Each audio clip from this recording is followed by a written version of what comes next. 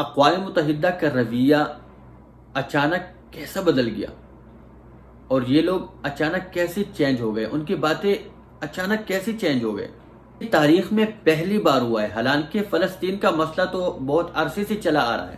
میرے انالیسس کے مطابق جو میں سمجھتا ہوں، باقی ہر کسی کا اپنا اپنا سوچ ہے، جو کہ کچھ وجوہات ہیں جو میں سمجھتا ہوں وہ میں آپ کے سامنے رکھ دیتا ہوں، اور وہ یہ ہے: سب سے پہلے نمبر پر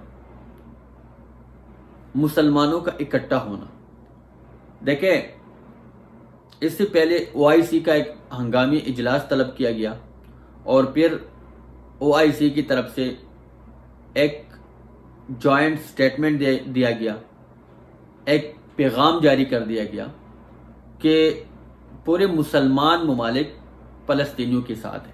دوسری نمبر پر جو میں سمجھتا ہوں وہ ہے سوشل میڈیا۔ دیکھیں، پوری دنیا میں جو الیکٹرانک میڈیا یا ٹی وی چینلز ہیں، حکومتیں اس کے اوپر پابندی لگا سکتے ہیں، اس کے اوپر دباؤ ڈال سکتے ہیں، اس کو بند کر سکتے ہیں، لیکن جو سوشل میڈیا ہے نا، وہ کسی کے کنٹرول میں نہیں ہے۔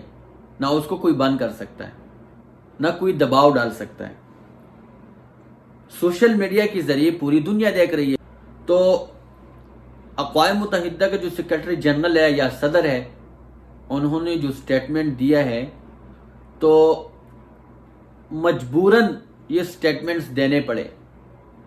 انہوں نے دیا نہیں ہے، یہ مجبوراً دینے پڑے، کیونکہ ان کو پتا تھا کہ ہم مزید دنیا کو بیوقوف نہیں بنا سکتے، کیونکہ سوشل میڈیا کے ذریعے پوری دنیا دیکھ رہی ہے کہ دنیا میں ہو کیا رہا ہے اور کیوں ہو رہا ہے۔ اس کے علاوہ جو تیسری نمبر پر ہے، وہ میں سمجھتا ہوں کہ پاکستان کا ایکٹیو ہونا ہے۔ دیکھیں، OIC اجلاس کے بعد سب سے پہلا جو گیم چینجر ہے وہ پاکستان ہے۔ دیکھیں، پاکستان نے سب سے پہلا سٹیپ لیا اور یہ فیصلہ کیا۔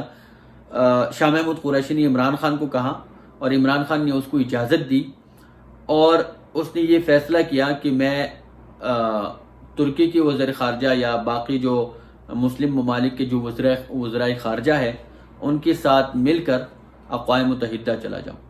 تو وہ پہلا ترکی چلا گیا، اور جو فلسطینی وزیر خارجہ ہے اس کو بلایا۔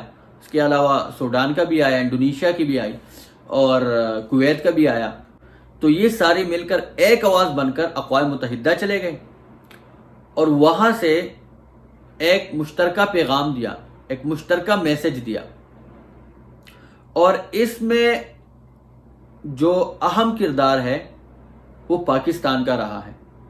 اس میں جو پورا جو گیم چینجر ہے وہ پاکستان ہے، کیونکہ یہ پورا پلان، یہ پورا گیم پاکستان نے بنایا ہے۔ تو اس لیے میں کہتا ہوں کہ اس میں جو پورا گیم چینجر ہے وہ پاکستان ہے۔